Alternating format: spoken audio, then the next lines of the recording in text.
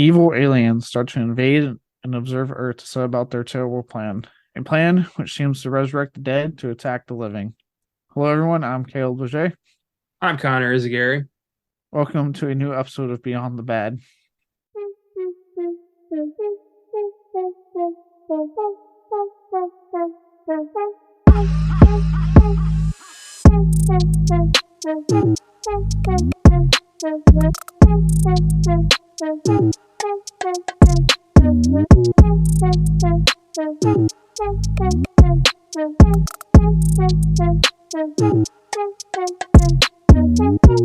Today, Tarn, stop it. You're going to make me laugh. I just think this is so stupid. It took me a long time to come up with that title. Oh, that bio line. So today, in case you're wondering, we're talking about one of cinema's most famously infamous, so bad it's good films, Plan 9 from Outer Space. That's right, ladies and gentlemen, the film everyone thinks of when talking about writer-director Ed Wood, and one which has gone to gain an insanely huge cult following. Most importantly, it's the perfect film to celebrate our 1-year anniversary of the show. Yay! Woo! 1-year anniversary. We thought, hey, on these anniversary ones, go big or go home. We have luckily a plethora of like go big or go home films to save for these episodes. I want to start with the granddaddy of them all, Plan 9 from Outer Space. So Connor, she's going over to you for the scores, which we now have to justify because thanks, Rotten Tomatoes. First off, I never thought I'd be celebrating a year's worth of shitty films, but way to go. So, our usual justification for the films that end up on this show are, if they've got a negative score on Rotten Tomatoes, it's valid. It counts. And from there, we kind of just, figure out why. When we scheduled Plan 9 from Outer Space, this was a negatively reviewed film. At some point between then and now, a bunch of people watched it. I guess they liked it because now Plan 9 from Outer Space is rocking a 66% on Rotten Tomatoes. It is not rotten, nor is it certified fresh. It's in that weird limbo. So, sorry, but we broke the rule. Don't expect it to happen anytime soon. For good cause. I'll for me, this is a film that belongs on the show. And look, I'm gonna say right now, actually, for its quirks, I had a lot of fun with this movie personally. I'm definitely in that, I get why it's developed its following, because there's a weird, God, this is bad, but I can't stop watching. We have more to talk about the film though. So for me, it was only right to put this here and not in the film, guys, not just because the reputation this film was carried for so long. Yeah. That even with that, it just feels right to put it here. True. And don't let it fool you. This does not make this a masterpiece. It's still rocking a 45% audience score. Critics' consensus reads, the epitome of so bad it's good cinema. Plan 9 from Outer Space is an unintentionally hilarious sci-fi quote-unquote thriller from anti-genius Ed Wood that is justly celebrated for its staggering ineptitude. I fucking love the term anti-genius. That's so insulting, but if you're an idiot, you wouldn't be able to tell. Yeah, it's the biggest, that's the people who use those insults also sniff their own assholes. But But I'm surprised that that's pretty positive for Plan 9 from Outer Space, which I'm just gonna say top of the show here. I fucking hated. You just can't have fun, can you? I am very glad we decided to name the award after Ed Wood, because he is indeed a hack and he can't make a film. So yeah, good pick. Wow. You just can't have fun in a movie, can you? How was this bad? Not when you got lines like murdered and somebody's responsible. Yeah, that made me laugh. It was great. It's the thing is, he didn't make this to try to make you laugh. He thought he was making a sci-fi horror masterpiece. Everyone else was just like, this is stupid. Let's make fun of it at parties. And it turned into a thing. Yeah. That's what makes it so great. God, you just didn't get it. It's fine. You really want to try to use that on Plan 9 from Outer Space? That's on you. Yes, I do. It's fine. You don't always get it. It's okay. But you know what? Before we delve into Plan 9 from Outer Space, to also go with something I want to make an annual tradition here on Beyond the Bad, not because this is a 1 year anniversary, because this is the first show of our new year, 2023.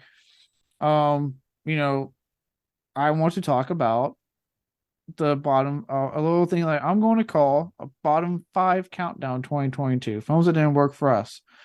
Now, before we get into this, the reason I call it bottom 5 is because for those who have a Twitter, get online, have probably seen that there was a hell of a discourse in December about worst of lists and how we shouldn't be tracking, being artists further down. It's art, blah, blah, blah. Look, I'm in the camp that if you can talk about the films that worked for you the most in a year, you can talk about the ones that didn't. If you want to call it the best and the worst, who gives a shit? At the end of the day, it's art. It's subjective. Just because you may not like it doesn't mean someone else likes it. Sometimes if you have your top 5, someone may not agree with it, right? There's a lot of divisive films, released throughout the year, that are in some people's top 5 and another person's bottom 5. So for me, that's just where I'm at. Like, look, it's art, right? It's subjective. It's just my personal opinion of what didn't work. With that, am I going to go out of my way to insult these people? No. As angry as the film as I might be, I will do my best to not insult the people in the process. They worked to try to make a film they thought would work. It didn't for me. So just to get that out of the air now, because there's been a whole of discourse with this whole worst of list stuff. I make no such promise. Depends on the person. If they're worth attacking and destroying their credibility, I will do what I can. Dear God, man. Certain people, yeah, like I do that on this show. I've gone after Tom Green. I've gone after Fred Durst. I've gone after Michael Bay a lot. We've gone after Zack Snyder pretty much every time. If you suck, I'm going to tell you. Jesus. Well, okay. Minus Connor wanting me an asshole. Well, let me just say, of my 5 here, there's nobody who I think I'm going to go after. Yeah. I just wanted to put out the worst thing because I was just I was seeing that all over my fucking Twitter feed. And apparently, like, people being like, are you shouldn't do it? It kicks them all their down. It's just promoting negativity. I'm like, I don't care. Like, if anything, you're giving more attention to it when you keep bringing, like, the whole variety thing. The variety articles kind of kicked it off. I'm like, you're giving more attention to it by constantly retweeting it and constantly talking about it, and them just posting it and then moving on to the next article. I'm of the mindset that they should have tried harder. This shit's expensive to see. If I'm going to pay top dollar, I want something good. So if you fuck that up, frankly, you know what? That wasn't very artistic of you. Yeah, and like I said, at the end of the day, if this ruffles your feathers, I kind of really don't care because it's art. It's subjective. Just because it didn't work for me, I'm not saying it won't work for you. This is the 53rd movie we've gone after and trashed. So if you can't get with that at this point, like, we got other shit to listen to. Yeah. So on that note, again, before we get into Plan 9, bottom 5 countdown, the films that did not work for us, starting with your number 5. What'd you put? My number 5 is universally recognized as the worst superhero film of the year, Morbius. I'll let you talk because I have that on mine, but higher. I think that from the get-go, we all knew this was going to suck. There was just, Jared Leto seems to be box office poison when it comes to superhero movies.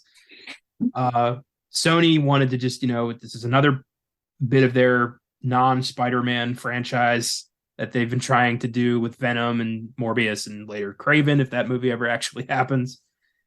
And Madame Web. Yeah, and Madame Web. And a PG-13 rating on a dark vampire movie, already big red flag. Then it got delayed forever. Then it got reshot. Then it got delayed again. And then we got what turned out to be exactly what we expected. And then, in a hilarious turn of events, Sony mistook endless memes of this being terrible as fan outcry for more Morbius. So they re-released it, making this the only film of the year to bomb twice. Which is kind of awesome. Good old Sony. Yeah, leave it to Sony to fuck up that bad. So I thought this was, weak, boring, uh, forgettable, and just, a waste of money. So Morbius. Oh yeah. All right. I have stuff to say, but again, it's higher up on my list, so I'm going to leave it. But I'm pretty much with you on a lot of those points, and then some. Um, my number five. I mentioned it. I mentioned its much better counterpart, and on Oscar Sunday when we did our top five. Bottom five was one early in the year that I didn't want to watch, but we had sneak preview and I had to watch it because no one else wanted to. That's fucking Death on the Nile. Ah, damn. Look, if you guys don't remember, Agatha Christie is not for me. My mom used to watch the show on I think on PBS that ran for like years. With her character. And it fucking bored me to tears when she would watch it. I hated it. I did not like the recent Murder on the Orient Express. I mean, it was okay. I didn't completely hate it. It was a little bit more entertaining, but I still wasn't that into it. And this one, I wanted to like damn near gouge my eyes out. Like an hour into the movie when there was no murder happening in my murder mystery. But unlike Glass Onion, which pays that off, this film finally does a murder and then does the worst job of trying to tell you who you think it's going to be when I'm like, no, it's the fucking bitch that showed up on the goddamn ship. Who else would it be? Movie. And sure enough, it was her. And the man who eats people in real life that now does timeshares. Like, God damn it. Oh, And then I get a backstory on his fucking mustache. I don't care. I don't care about your facial hair one bit. Wow, you got a mustache. Oh my god. God, I did not like this movie one bit. I was very hyped for it in. I'm at the point where like I know they just announced this third one that's supposed to be A Haunting in Venice. I think it's the title. It's supposed to be a horror one. I'm like, no, fuck you. Just give me like a horror fucking Knives Out one. How's that sound? Because I'll get rewarded on that. well, I saw this coming. I knew this was coming. It's my number 4. Death on the Nile. I wanted to see. I thought the trailer was intriguing. I liked what they did to Depeche Mode's Policy of Truth. And then the movie got delayed, first because of COVID, and second because Armie Hammer has a hobby he unfortunately shared with everybody else, and we said no. And yeah, this movie is ridiculously predictable. You know who did it from the get-go. It's not even a surprise. And again, yeah, you're right about the mustache backstory. That was a weird decision. It's like, why does Poirot have this ridiculous mustache? Because the war. Because he sacrificed the woman he loved for a glorious mustache, basically. Yeah. You wanted to hide that scar. Okay. I don't care. This movie was boring, and it led to the worst episode of any show I've ever done because we fucking had to do it, and we both had nothing to say. Yeah, and I was fighting sleep because I was so tired. This movie is instrumental in my eventual decision to cancel the sneak preview because I realized it's not always going to be a Batman. Sometimes we're going to get horse shit that we can't talk about because we've got nothing in the tank. So we shelved it. So thank you, Death on the Nile, for freeing me from a lot more horse shit, but it cost me like $20.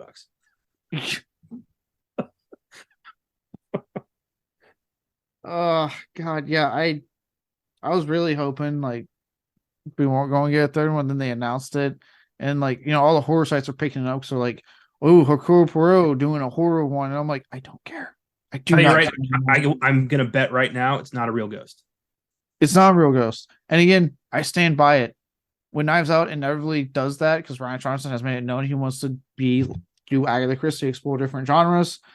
I guarantee you, if they ever would do horror, it's gonna be so much fucking better because Knives Out are better for movies. Considering Glass Onion had a lot of elements of Death on the Nile, I would not be surprised if like Ryan Johnson is like standing behind Kenneth Branagh whenever he's like pitching a new Poirot and he's like taking notes. And he's like, all right, so Nile Cruise, but better. Haunting, but better. Just writing that after every little thing. And eventually Brannig's gonna snap. Oh yeah, and then right below it, Noah Segan cameo.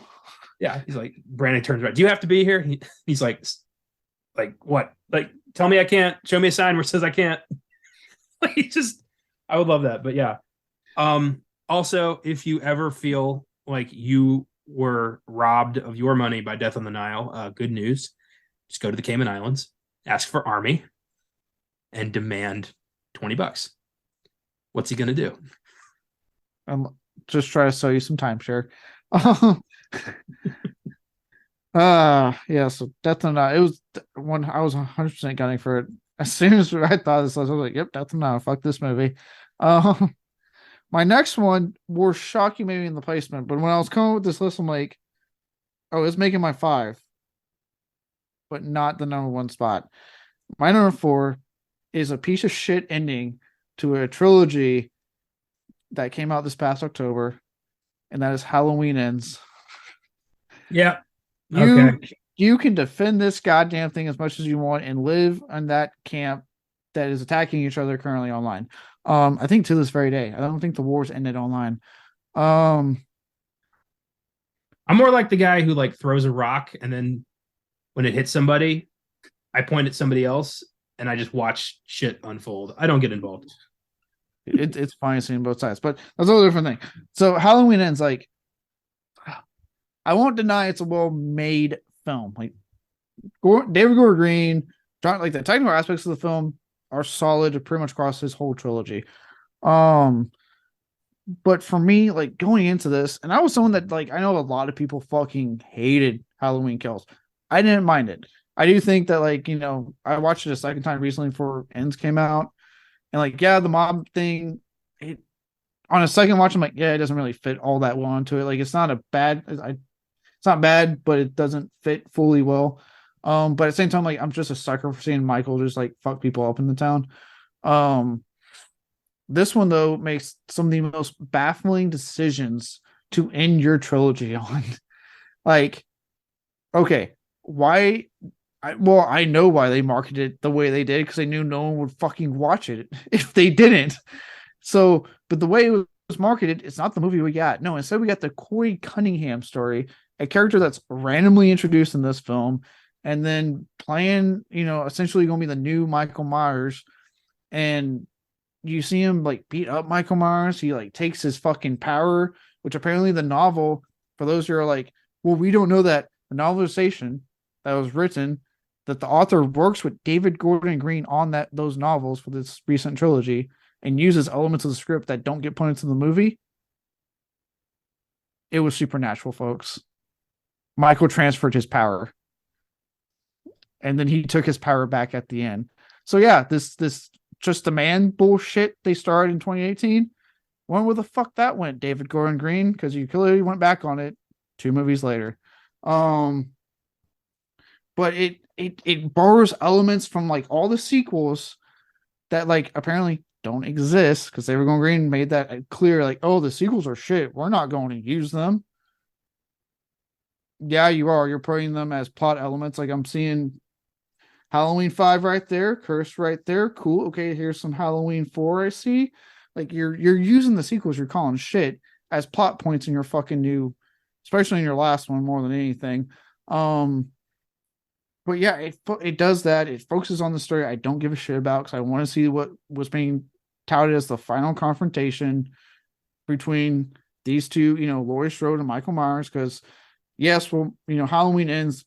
It's not going to be the last one. We're going to get a new one. But obviously, Jamie Lee Curtis is done. Like she's not coming back after this. So this is like end of that storyline before we get whatever the hell they think of later.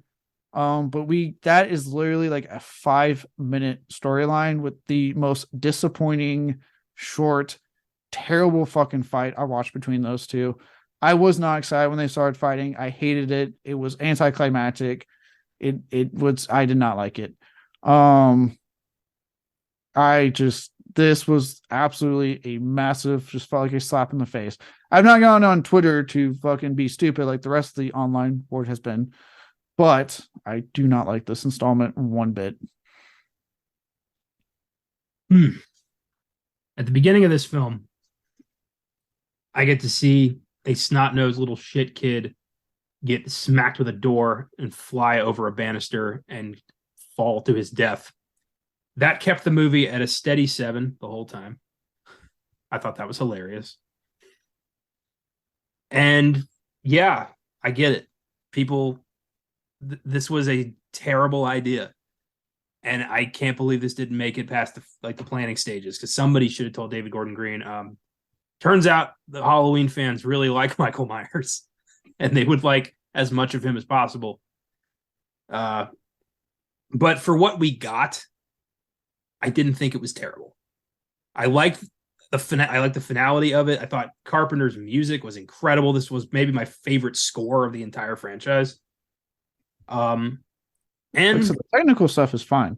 Yeah, and we get to, he does die. Like Michael gets, he bleeds out and he gets grinded into a fine paste by the whole town. I thought it was cathartic, and I was like, nice. And then we get Don't Fear the Reaper as an outro. I was, it's not the Halloween movie I wanted, but I got it and I made the most of it. And I thought I can live with this. Outside of those elements, though, what did you actually like about it? I'm not hearing much likes outside of those elements. That's what kills me. You're like, I like these like 3 things. I liked what I liked. That's why it's not an 8. The music was great. The moments we had with Michael were great. The kills were great. There's small things I liked here and there. It was just like a lot of, like I said, like the storyline, like I didn't care about this, like essentially what was like a trauma for like almost an hour of the film, of like their relationship, Corey's and Allison's relationship. And like I said, I think honestly, and someone mentioned it, I agree with it. Had they just maybe had Corey be a character in like the first one, 2018, and built this up to go with the storyline, I probably would have been more down for what they were doing. Yeah. But after a trilogy, your trilogy where you're promising this is the final confrontation, which keep in mind they kind of promised that with us in 2018. But you're saying this is it, like they get the final confrontation, someone's dying, it's it. We all know it's probably gonna be Michael until again they find a way to reboot this. But then we do this weird diversion. It's like, what the hell is this? I like Mike. That's all I'll say. I just don't. I didn't think it was great. I just didn't think it was dog shit either. I'm kind of middle of the road here. It's pretty close to dog shit for me. I think a lot of it too, again, has to do with David Gordon Green again going on interviews being like, yeah, we're ignoring the sequels. Way back when 2018 was coming out, we're ignoring the sequels because they're shit. Well, fuck you, because I actually like some of the sequels and not all shit, just because you think they are. It's like, I was like, Halloween 2 is a good Halloween 2, 3, 4, and like H2 are all good movies. Now 5, 6, and Resurrection for me is debatable, but most of that franchise is good. They're not shit. Nothing's ever, stop making that face, you whore. Nothing's ever going to beat the original, obviously, but like to just say like they all suck, but yours are just as good as the original. Go fuck yourself. Well, he's got to sell it. He can't be like, yeah, it's pretty good. He's got to sell it by saying this is the greatest movie ever. That's what they got to do. Yeah, but to put down all these sequels that you're then trying to use as plot points in your sequels, like, no, then you need to stop shitting on the sequels that you're clearly using as plot points for your movie. Especially when you're sitting there saying you want to go back to the root of Michael just being a man and being pure evil and stuff like that. But then you turn around and introduce supernatural elements in your third one, which again, the series already did before you ever touched it, David Gordon Green. I'm sensing a lot of personal hostility here. No, I'm just saying, like, look, don't sit there and say shit that you're going to turn around and do. Fair enough. Like I said, I get why people are going to, like, they despise this. I understand. I'm just not one of them. I need you to just hate it with all of it. I can't and I won't. Sorry. Well, then don't you dare be saying the sequels are shit. Then when I didn't say that. I saw your face. Do I agree with David Gordon Green? Kind of. Well, that's because you suck now. I like Halloween 2, and I like like H2O. The rest of them I can kind of take it or leave. And H2O, honestly, like I don't like it that much. H2O is great. It's a much honestly, it's a way better fight between Lori and Michael than we got in Halloween Ends. Yeah. Way better fight. Um, yeah. So number 4, Halloween Ends. What's your number 3? My number 3 is going to be divisive because this was critically acclaimed and a lot of people said this was brilliant. And I say you're full of shit.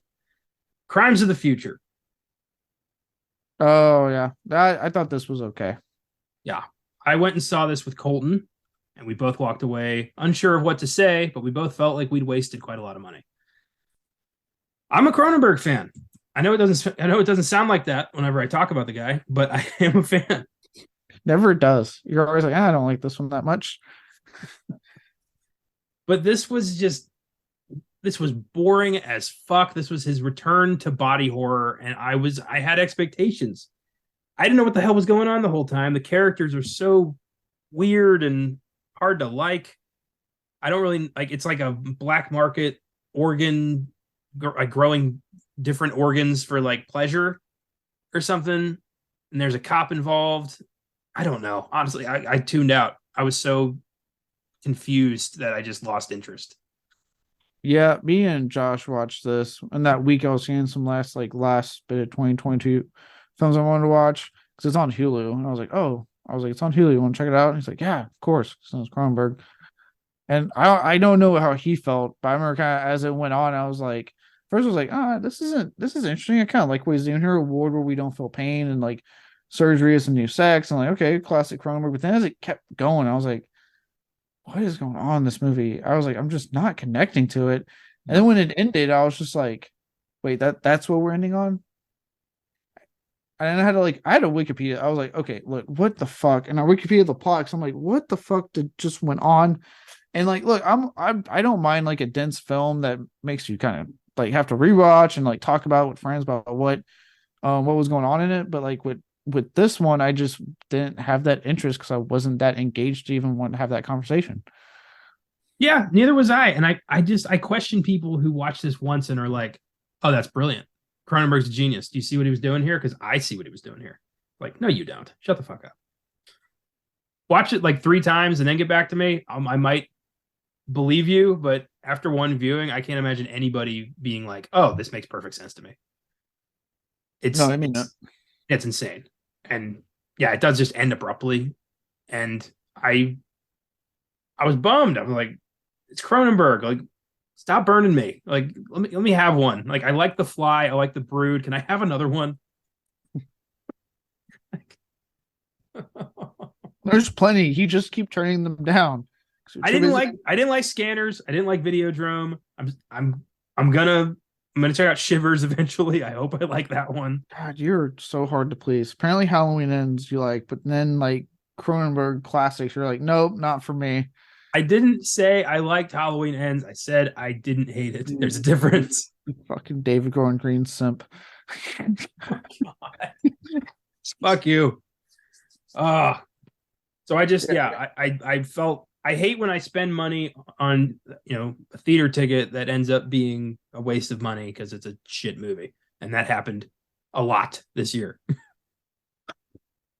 Yeah, no, I didn't see this one in theaters. Like I said, I saw it on Hulu, but that was because one, it wasn't playing near me, and I didn't like have Josh be like, "We have to go see it." It's Cronenberg. So I was like, kind of saw what people saying. I was like, do I want to see that? I really want to like attempt because some of these films I had watched, like I had to fucking go on my way to really look at like Showtime stuff. Like Terrifier 2, I got lucky. It was playing, a second. That was when they got, when it kept getting more weekends.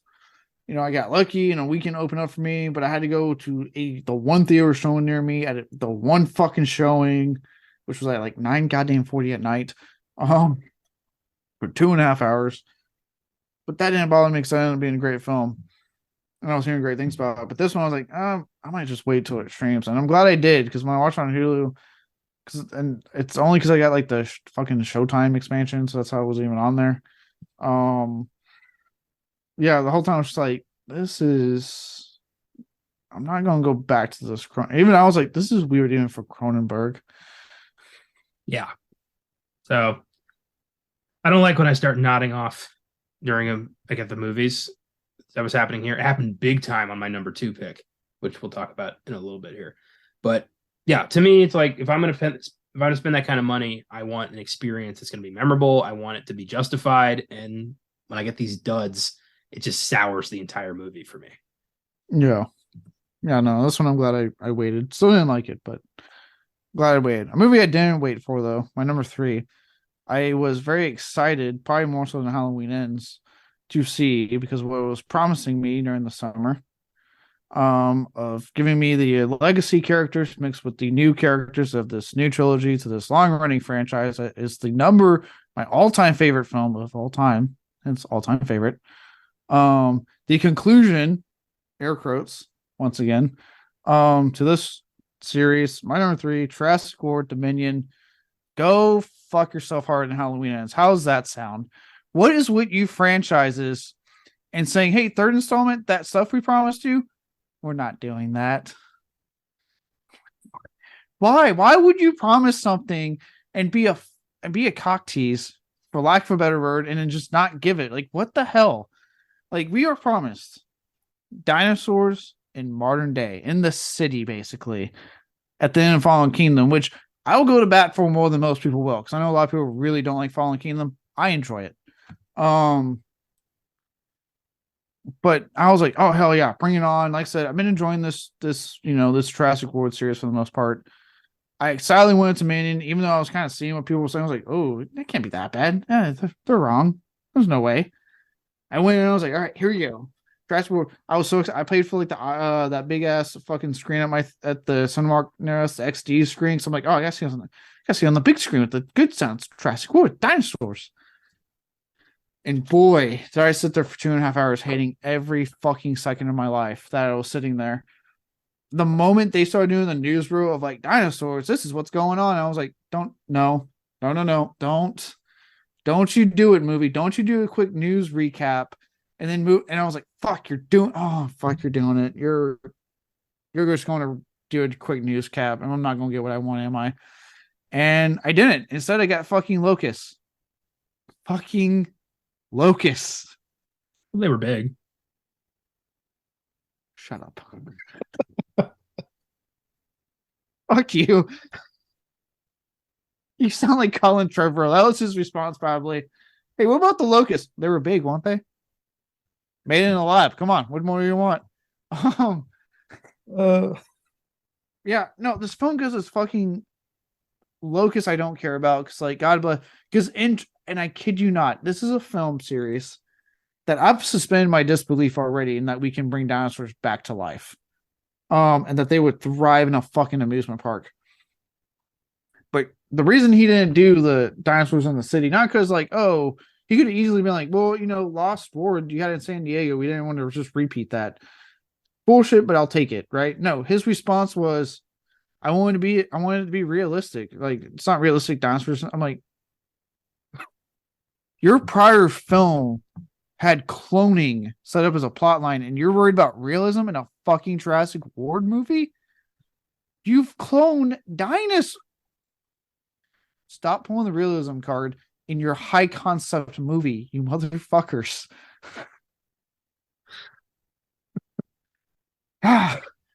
Okay. But as for the movie itself, besides just that bullshit, then you have obviously the much talked about point. We have the legacy cast members with the new cast members. This film does not integrate them well, like at all. Like the new cast members look like they don't want to be there. Like they're like it's the most unspirited performance I've watched. The legacy cast members look like they're having to force their way through the lines. Like nothing sounds natural. No one sounds like they want to be like they're happy to even be there. At least when I was watching, I was like, no one sounds like they're just like, hey, yeah, we're fucking doing this. We're concluding it. We're back. You know what I mean? Like everyone just was like, it seemed like they were going through the emotions with their characters, which I should not be feeling that in like a film of this, after these past few films. And then you do something like I said, you introduce a cloning of a human being in the last film. This film walks that shit back so hard. And he goes, wait, no. She wasn't actually a clone, guys. We did this. I'm like, why set it? And then like BD Wong, who's supposed to be like, he was set up as the villain, the human villain, quote unquote, in the first film, has the weirdest character arc at this point. I don't know what the fuck's going on with him anymore. And then we go back to the guy who got the damn can in the first film as the villain, but he's a weak ass villain. He was not threatening. I didn't even care. I'm like, I don't care that you got the guy, he got fucking Dodson. I don't give a shit. Just like in that scene when he was like, yeah, see, no one cares. Yeah, no one cares. No one. Good All call. I wanted in movie was dinosaur action, and you didn't give me any. Half the dinosaurs. This film had almost not one memorable dinosaur segment at all to me. Well, damn. Tell me what you really think. I was pent up. I can tell because we didn't have sneak preview at that point to vent that one, so you've just been holding on to that since July. Yeah. Shit. So this is one that I initially liked, and the more I've thought about it, the less I've liked. The more I've thought, I think I misread that one. And at this point, I pretty much have to redo my review because I don't agree with it anymore. So I was excited about Dodson because he's like the only person in this franchise who didn't get theirs, and now he's back, and I'm like, okay, finally. So clearly the frilly dinosaur thing is gonna eat this guy. Like, we kind of saw that coming. Yeah. Big bugs, weird choice, Colin. Don't know why you did that. Henry Wu does not get a free pass for all the horrific shit he did between Park and World. Just a weird arc. Yeah. I didn't need to hear about how Goldblum slid into Laura Dern's DMs, as she said in the movie. I don't know why they had said that. So I got to see this for free because I got invited with my uncle's girlfriend's church group, and I took him up on the offer because it was a free movie, and I thought it was kind of funny that church group was going to go see a movie about dinosaurs. Well, man literally plays God. Wouldn't that be against a church group? But I was expecting like, and now are we burning the theater down? But that never happened.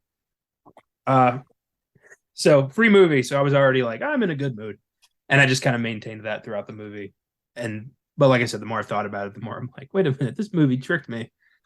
I like how you were able to maintain throughout the movie. In the moment, like I said, we got past when I realized we're not getting what was promised.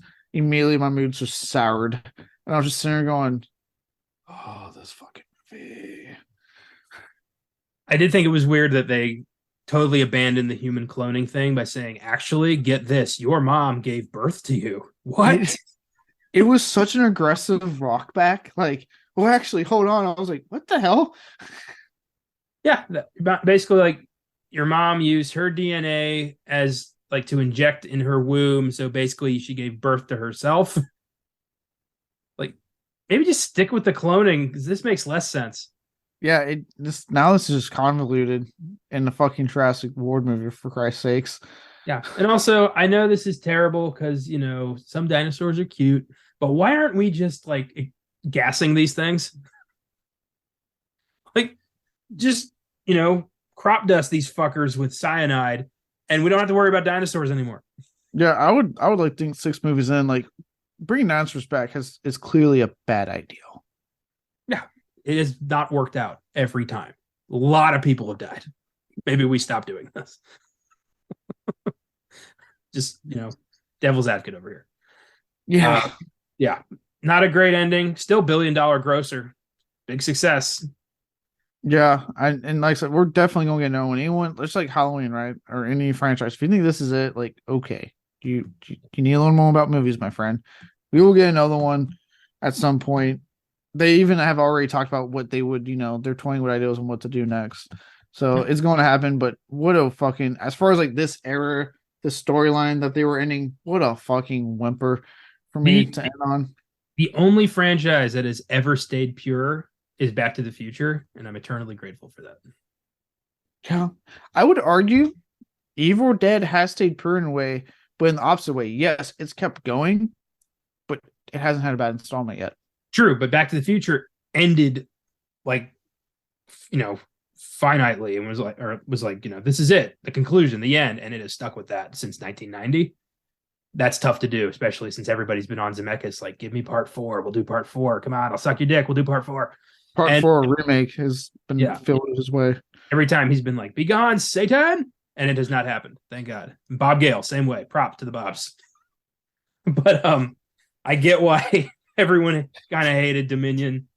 It was a weird choice on all fronts here. Yeah. So but to be in their defense, after Jurassic Park, where do you fucking go? Like, every movie has been worse than Jurassic Park. Again, though, you had a really good setup. You promised something with Fallen Kingdom that I think everyone was pretty much, oh, fuck yeah, let's go with that. And then you did the simple thing right off the bat to piss everyone off by saying, nope. Just like Halloween Ends. We saw, look, if you set something up, just follow through with it, is what we're saying.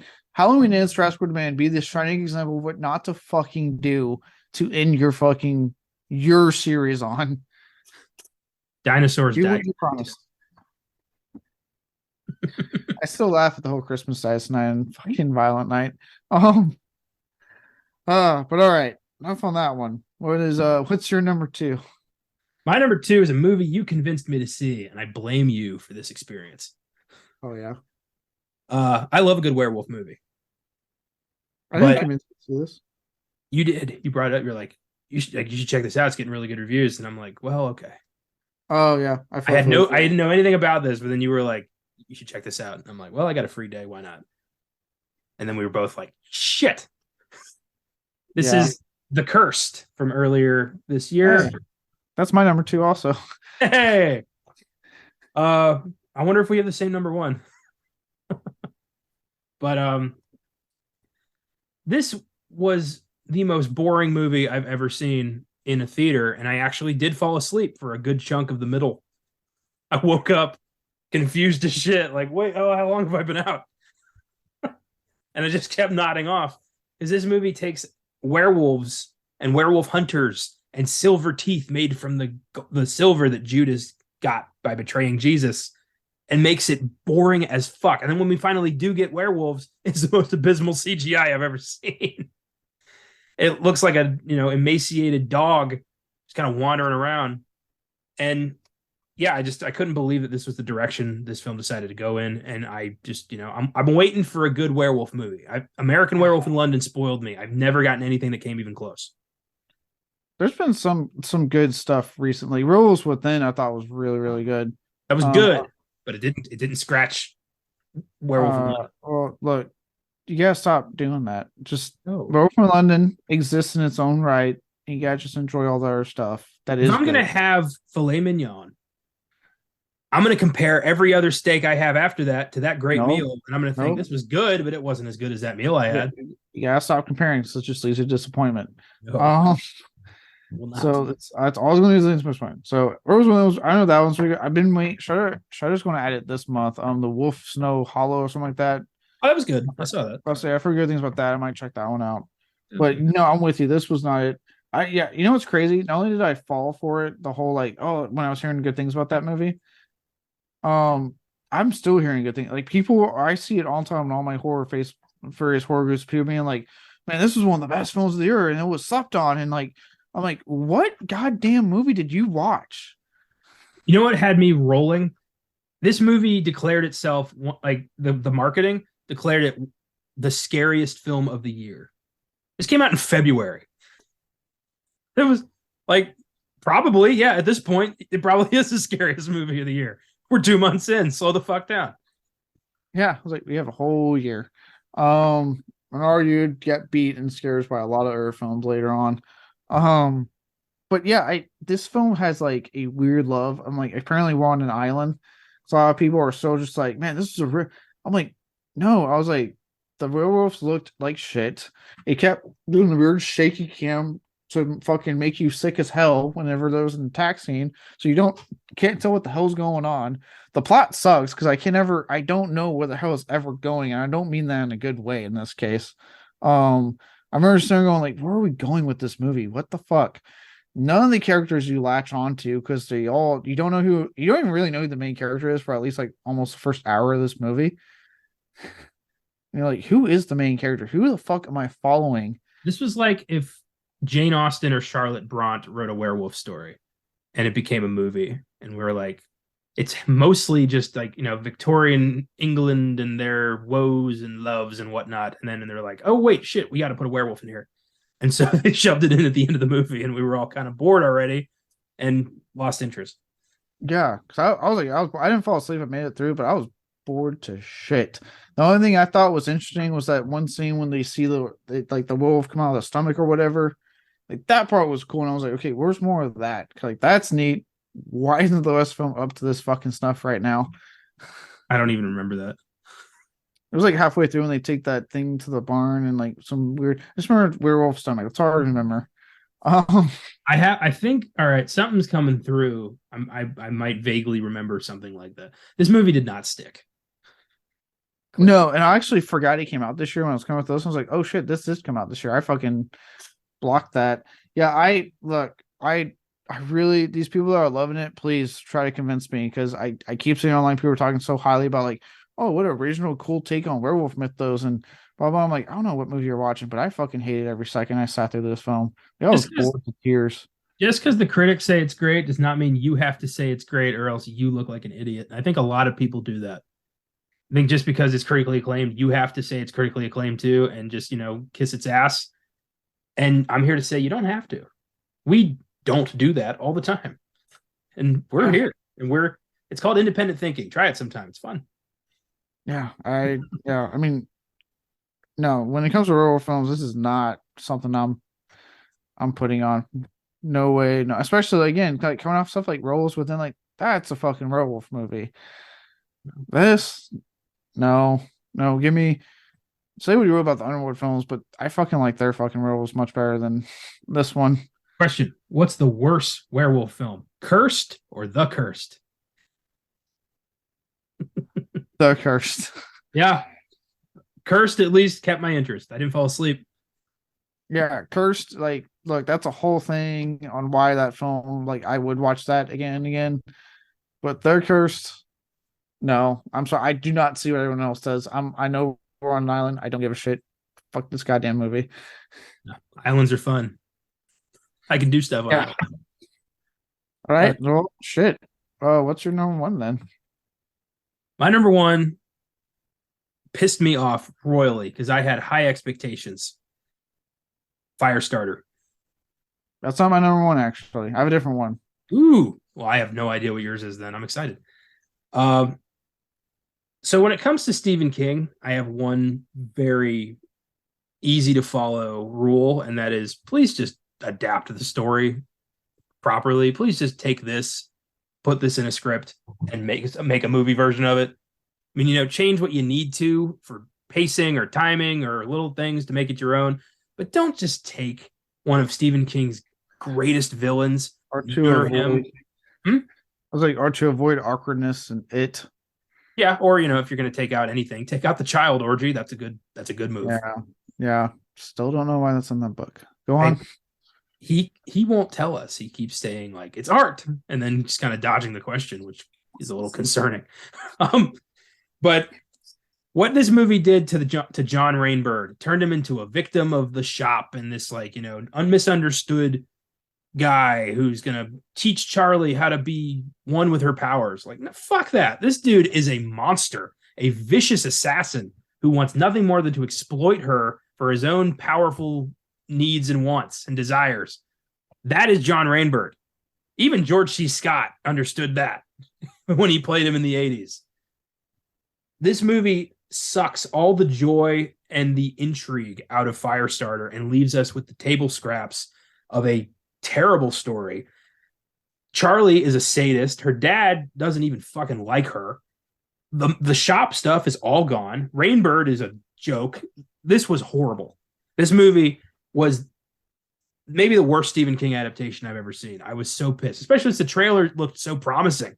And this looked really cool, like an updated version of the movie, of the book. And thankfully I didn't see this at the theaters. I watched this on, I think it was Peacock, and I was just seething from beginning to end, and was just bummed and pissed. And this was easily the worst film of the year for me. Damn. I think it's for me the only reason I put it number one is like, well, one, I didn't like it. I liked it a bit better than most did. Still didn't really like it all that much. I was like, okay. Um, One, I haven't read Firestarter yet, so I haven't read the book yet, but that particular Stephen King book. And the only when it comes to the original film, I didn't watch it until we did the FILMGAZM episode on it. So like Okay. I didn't have like a deep appreciation for it like this, like you do. With Yeah. that said, I remember when I went into it, I was like, look, I can acknowledge things I do like scenes like Efron really actually tried kind of do something outside being like, what he did kind of earlier being like the hot dude in the movie. And that's nothing against that. I actually really like Zac Efron. He seems like a cool dude, and he is a really good actor, as we saw in Extremely Wicked, when he played Ted Bundy. So he had good, seems like a cool dude, good actor. But seeing him play a dad, which really kind of made me realize my age, because I was like, oh my god, I remember when he was playing Troy in High School Musical. God damn it, we've hit the point where he can play a dad now. Fuck. Uh, but I think a lot of the performances are good in this film. You can tell everyone's trying. I don't think that's necessarily a bad performance. I do, again, John Carpenter. Just like you said, with Halloween Ends, John Carpenter comes in with a really good score. Yeah, another thing I Um, really liked from this movie. He can do no wrong when he's in front of a synth, really. Yeah, so there were those things I liked. I do get where you're coming from though, and I do like, yeah, this film, like, it looked like it was condensing a lot, and honestly kind of felt like a superhero film. Like that montage just felt like a superhero film. If I It doesn't just condense, it straight up takes out. Like, it took all the character development out of the story. Like, it pretty much said, like, everyone who's watching this has probably read the book or seen the other movie, so we don't have to try that hard, which is some Yeah, bullshit. So, yeah, and like they would like Rainbird, like in the original film they made the egregious mistake of casting fucking George C. Scott, but performance wise he fucking brought it. He clearly understood the role. In this case, they correct it by getting someone that is actually fucking Native American for the Native American character. And he is good in what he's given. He is doing a good performance. yeah. But they write it so weird. Like you said, he's supposed to be a villain. And you get this whole sympathetic moment in the end where he takes Charlie for her to go live with them. And it's like, what the? Even as someone who hadn't read the book, I was sitting there going, wait, what? Why are we ending with that? That's, I compared it in my review. It's like if they made it and Pennywise was an actual clown who just wanted to befriend some children and he was demonized by the town. That's what it felt like. Because John Rainbird is one of Stephen King's like greatest monsters. He's a human monster who's very much just like emotionless, cold, evil, sadistic, and doesn't care who he kills to get what he wants. I love the character in the book, and all I've gotten is a joke in the 84 version and a complete misrepresentation in the new one. So Firestarter, in terms of adaptations, is dead to me. I'll always have the book, but they clearly can't get this right. No, and if you're asked, I'd probably go back to the original. So would I. Before I ever go back to this one. Um, it's just a better movie if I'm being completely honest. Even it kind of has a lull to me where I'm like, okay, come on, movie, but then it picks up. So yeah, no, yeah, I definitely see where it comes from. My number one, and this might be a first in a long time for superheroes because we have such good shit with Marvel going on. But Morbius, what the fuck? That's what the fuck? Really? Wow. Yeah, for me, it's simply a lot of the things you already said, right? But also look, what the hell was, like I said in Oscar Sunday, what the hell is going on with superhero films this year and really kind of prior, like Phase 4 of the MCU. Look, I'm not a stan. I see what the people online like. Well, it's all going to make sense when it comes together. Fuck you. This phase has been okay. All right. Look, straight up, Phase 4 has been rocky as shit. All right. It's okay to admit it. DC, yeah. Nope, not going to beat that horse yet anymore. And then all of a sudden, in the midst of like MCU losing my interest because they're like subpar fucking efforts, except for the occasional standout. DC being DC, and then finally, I have this fucking movie that feels like pre 2008 Iron Man type of shit. Like, like what the hell, Sony? It Like, had a yeah, 2003 Daredevil, 2007 Ghost Rider vibe. yeah, like you have this film that like fucking like I said, Jared Leto fucking superhero box office poison. Stop casting him as superhero, especially because he's stupidly method. Like he's just a jackass method. Um, I don't. Some people were trying to say I don't think he's really even that good in the role. Um, the storyline to this is told with the movie again. Look, you want to talk about just ends movies that just ends? Holy God, this film just ends. Like it just stops. It does. I feel bad for Michael Keaton who got dragged into this shit as the Vulture, and his whole team up thing is like, hey, there might be a Spider-Man here. We should team up. And Morbius, I'm that surprised Morbius didn't say, what the hell's a Spider-Man? that was my next thing. I'm like, so first off, let's dive into this fucking post credit scene. First off, this was the most egregious example of trying as hard as you can to build something up, even if it defies logic. Like nothing about what this is makes sense. Why was he in his world? If you saw No Way Home, everybody went back to their respective universes. Why did he be the exception? That wasn't established. And then also he was always just build a fucking suit that quick in a different universe, wait, with no lab. And then it's just like, hey, look, I'm in a different universe. There has to be a Spider-Man here. Okay, and it's not even your Spider-Man. So why do you give a shit? And Yeah. then You're not Morbius, like, oh, go ahead. sorry, I just gotta dig into all this. Yeah. Then Morbius, who we've established is supposed to be the fucking anti-hero good guy that we follow, is just like, oh yeah, I'll join your evil villain group. What the hell? Oh, yeah, it's weird. Like, why is Vulture not like, he's not trying to find a way back, or to his ex-wife and his daughter, which is what this was all about. He's just trying to find a Spider-Man to kick the shit out of. Like, what if they can't find one? Is he going to settle for Venom because he kind of looks like Spider-Man? It makes no sense, and everyone was just like, why is Sony cannot let go of their Sinister Six dream? They can't let go, even though No Way Home basically did that already, and they did it really well. They did do it very.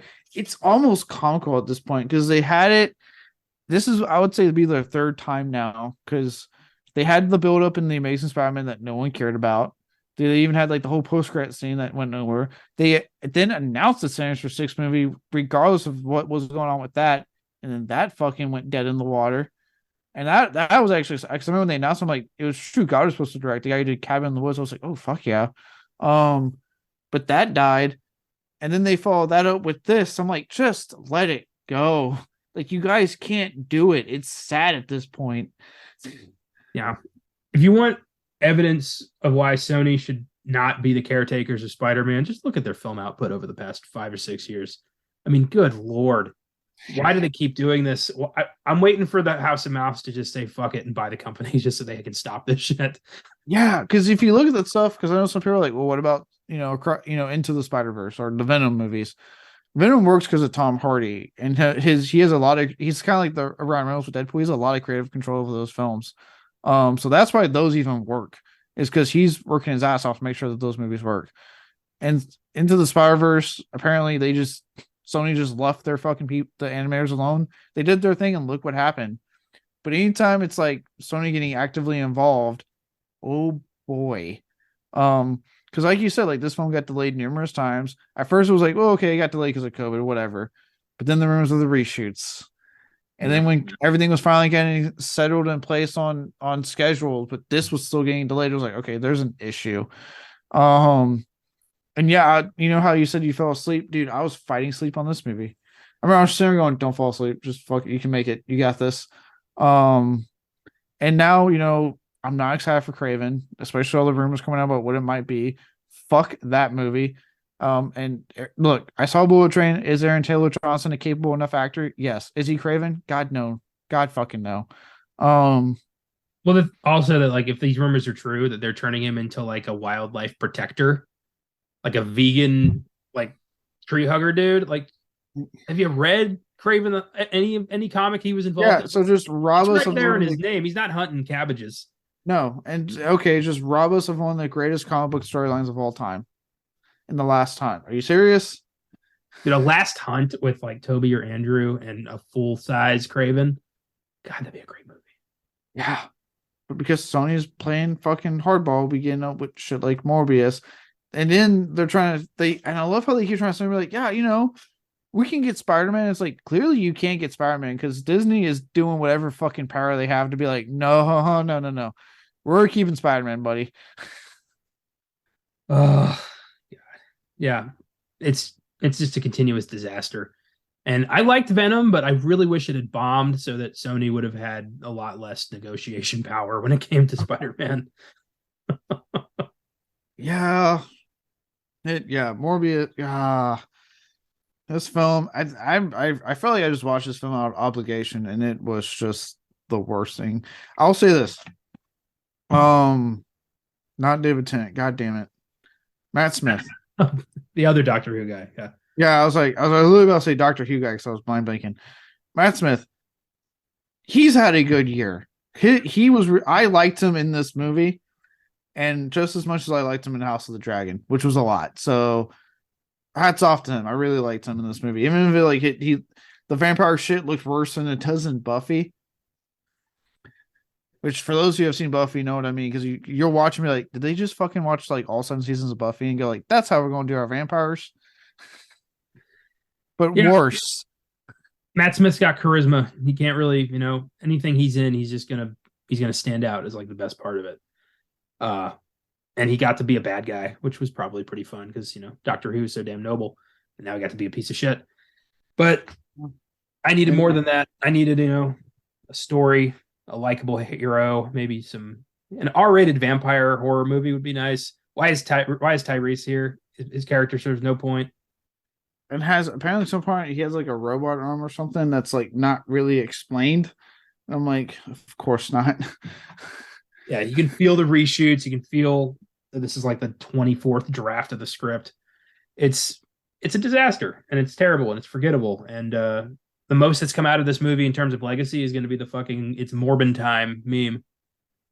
So Yeah, that and Sony taking that as like, oh, they liked it, and then having a bomb twice in 1 year on the same movie. that's a special. Even Warner Brothers hasn't fucked up that bad. You think Warner Bros. looks at us like, look, I know we're doing bad, but we haven't done that bad. Yeah, I bet they do. I bet they're always like, "Hey, we could have Sony'd this," and they're like, "You know what? You're right. It's not that bad." It's not that bad. We did it, boys. All right. Let's just recap our top five and then we'll move on because we got a beefy development hell. So just go ahead and recap your top five, if you will. Number 5, Morbius. Number 4, Death on the Nile. Number 3, Crimes of the Future. Number 2, The Cursed. Number 1, Firestarter. Nice. Mine, number 5 was Death on the Nile. Number 4 was Halloween Ends. 3, Jurassic World Dominion. 2, The Cursed. And 1, Morbius. And then, like I said, look, come at us all you want with this whole like, yeah, shan't do worse. You're just kicking the mother down. It's subjective. If you like these films, in all honesty, joking aside, awesome. You like what you like. I don't care. These just did not work for me. The films you picked did not work for you. So, You liked all of these. I urge you to get tested for COVID because you clearly have no taste. all right. Connor just wants us to be mired in controversy. So let's move on. Development hell. God, every time I try to fucking actually not be No. I'm not letting you be diplomatic. Not on this show. I love how like I'm usually one that's not diplomatic. And then when I try, you take a chance to just bring it down. Like I would think you would be happy I'm trying to be diplomatic for once. No. This is our chaotic show. I refuse to let you play nice. I will play night. Go fuck yourself. All right, development hell. All right. Let's do this. Like most of Ed Wood's work, this is Planet Nine from Outer Space, in case you all forgot, by the way, because I know we just spent a long time talking about Bond 5. Like most of Ed Wood's work, this is a film which would be made with minimum financial resources, therefore underscoring one of the qualities of his work. His ideals tend to be too expensive to film, yet he would try anyway. I love that. I love he's like, you can't afford this. And he's like, well, I'm going to try. Yeah. Which, look, for me personally, I respect that. Like, look, I'm going to get this film made no matter what. Like, I'm going to do what I can. I'm going to scratch it. Look, when you look at like your indie film, I know we talked about a little bit with Dawn of the Dead when we did from FILMGAZM, right? You look at like your Lloyd Kaufmans, your Roger Cormans, your George A. Romero's. I would put Edward in the conversation since that he did embody that spirit of like, I'm going to get this film made no matter what. I'm going to scrap together whatever I can to get the film made and get it out there. So I respect that personally. Yeah, I do to an extent, but also I think like you got to be aware of your own limitations and realize like maybe I can't do a War of the Worlds. Maybe I got to tone it down a bit and do what I'm capable of. Like you got to have that at some point. You got to have somebody in your crew who says, hey, dude, you can't do it sometimes. Yes, but would he have the legacy he has now? Because his films have taken on a weird legacy of their own. He wouldn't. And I want to live in that world. Nope. I like the legacy he's left. Good for you. You don't get it, my friend. As for the production itself, the flying saucers were made using a recognizable plastic model kit of God damn it, I lost my place. Oh, I'm back. They use a recognizable plastic model kit at the time that was issued by toy manufacturer Paul Lindbergh through his Lindbergh Line Model Kit Company in 1952. So they're literally just like little plastically model kits that they painted to look like flying saucers. See, if I'm a kid in the 50s, I'm going to see this. I don't want to be able to say, hey, I have that toy at the at the flying saucers in the movie. I'm just nah. And I liked it because it was ridiculous. And even I was like, these look clearly fake, but fuck it. A man by the name of Harry Thomas, he was a film's makeup guy. Apparently, he would become furious with Wood when he refused to follow his suggestions regarding the appearance of the aliens in the film. Good old Mr. Thomas here had created rubber chin appliances to elongate the faces, along with cat's eye contact lenses and green wigs for them to wear so they would have a more unearthly appearance. I wish that he just stopped at the elongated chins. I wish they just had giant ass chins. Right? Oh my God. And Wood was like, no, I think just a disco suit will do. Yeah, pretty much. So apparently what happened, Wood refused it because he didn't have enough time for these things. Oh, he could compromise on that, but everything else was like, no, I'm going to force it into this movie. But because it was somebody else's idea, they didn't have time for it. Man, you're really going after him. I just think they didn't have time. I don't know about that. This sounds ego driven. I think you're pulling. I think you're pulling on that one. I don't know. It's just, all my ideas made it into the movie, but his idea, we didn't have time. Well, yeah, you don't have time. Because all that time in the makeup is precious seconds we're not shooting. I'm suspicious. All right. Well,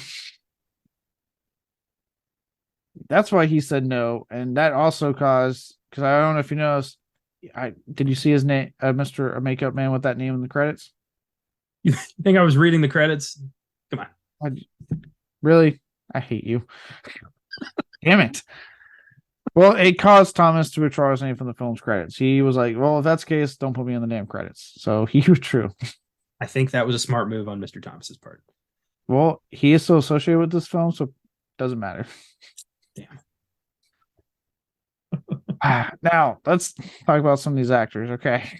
According to, forgive me if I fuck this up, Mila Normie, Vampira. She is credited as her character Vampira. Tomatoes. She She is credited as a vampire, obviously her stage name, but actress actual name. For those who don't know who she was a precursor to people like Elvira. I was literally about mind blank again. Elvira, your horror host of that time, like Zachary, Vampire, all these people. So she was in the film, and she was recruited by a frequent Wood collaborator, Mr. Paul Marco, who appears in a bunch of Ed Wood movies, for $200 to act as a vampire in the film. It's 1950s, guys, so 200 went a long way back then. I found out later. You haven't seen the movie Ed Wood, right? No, I haven't. That movie is all about the production of Plan 9 from Outer Space and how it came about. It's a great movie. Yeah, I need to watch it. I should have watched it in preparation for this, but okay, I did, so I'll cover that. But she sued Elvira. Yeah, Cassandra Peterson, the lady who plays Elvira, she's talked about that before. She usually won't go into details, but she'll mention like, yeah, she's sued. And apparently, the lady playing vampire wasn't exactly the nicest person. No. She's played in Ed Wood by Lisa Marie, Tim Burton's first wife. Mm. And she's just the whole time like, I don't want to be here, but I have no other work. And she just is bitter and resentful the whole time. It's great. Yeah. She sued because we looked like they, I think it was like because of the wig and the dress that vampire wears. Like she's trying to say, well, Elvira copied me. And Elvira's been very open. She's like, well, she was an influence, but I didn't copy her. So yeah, obviously she was an influence for like what I would go on to do, but I didn't copy her. But again, to her credit, Cassandra Peterson is actually like apparently a very nice human being. She'll mention, yes, she did sue me. She doesn't really go into details about it. She kind of lets it go. So I've heard about that. Yeah. You have her dialogue request in there. Yes, we will get to that, so don't worry on it. So now she, and by she I mean vampire, not Elvira. He was not in this film because she was a kid or not alive at that time. I know Cassandra Spears was in her 70s. I can't do math right now, but I know she's in her 70s. I'll do the math later and find out. But Vampiro would claim that she insisted the part be silent as she didn't like the dialogue Wood had written for her. Now, the only thing that could dispute that, and that could say this claim could be inaccurate, is that the zombie undead characters are all mute anyway. Like none of them talk anyway. So it's like, yeah, there's a chance that that's probably what happened. But at the same time, like, none of the characters that are in that group that you're playing are even talking to begin with. Well, I wonder if that's because Wood was like, well, I don't want her to stand out, so I'll make them all mute. Yeah, it could be that. Like I said, it's weird. It's one of those things where, like, I'm not saying I don't distrust Vampire, but, just because the kind of person we know the actress to be, and to be as petty as to sue someone, because basically, like, let's just be honest, like, I think by the time she did, like I said, that she did this movie, her show was off the air. Like, she wasn't really making a lot. Like, the suing, I think, was more to get some money than anything.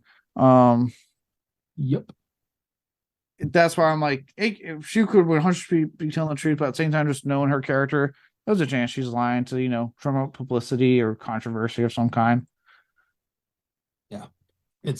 She didn't seem like a very nice person. No. And then again, to kind of now put it back in her favor, it has been noted by several actors their displeasure over the script. So again, to now go back on her side, to kind of play devil advocate on both sides here, a lot of the actors spoke about how much they did not like the dialogue of the script. Well, when you crank out a horror sci-fi flick in 2 weeks and just tell everybody this is what we can afford, I think everyone kind of realizes they're not making a masterpiece. I think a lot of them realized that, and they went, all right, let's do this. All right. Now let's spend quite a bit of time on the elephant in the room and the cast in this film. And let's talk about a horror legend and his connection to this film. I don't know, for those who do watch this film, you probably notice that Bela Lugosi's name pops up. So little history on that. So shortly before Bela Lugosi's death in August of 1956, he had been working with Wood on a handful of half-realized projects, various titled things such as The Vampire's Tomb, The Gold Goes West, things of that nature. Right, some more horror stuff that him and Wood were working on. Some scenes for these projects had been shot. For example, and tell me if you remember any of these from the movie, Lugosi reaping at a funeral, picking a rose from a bush in front of Tor Johnson's house during the day, walking in and out of same house's side door at night, and Lugosi stalking towards the camera and dramatically spreading his Dracula cape, and it is his actual Dracula cape in case you're wondering, before furling it around himself and walking away. Tell me if any of those sound familiar to you.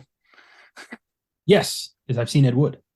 And all these scenes, like the scene of him picking the flower in front of the house is a significant moment in Ed Wood because they both kind of realize like this is the last thing we're going to film together.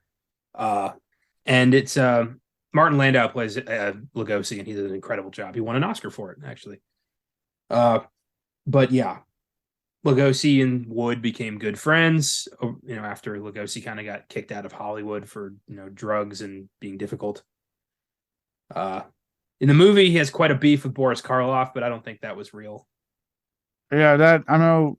Josh about that briefly when we did Frankenstein Meets the Wolfman, because obviously they're both in it. They may had like I wouldn't be surprised if they had like a friendly rivalry with each other, both being Universal guys and obviously being, if anyone, it's a very interesting history how they're both connected to Frankenstein before Frankenstein Meets the Wolfman.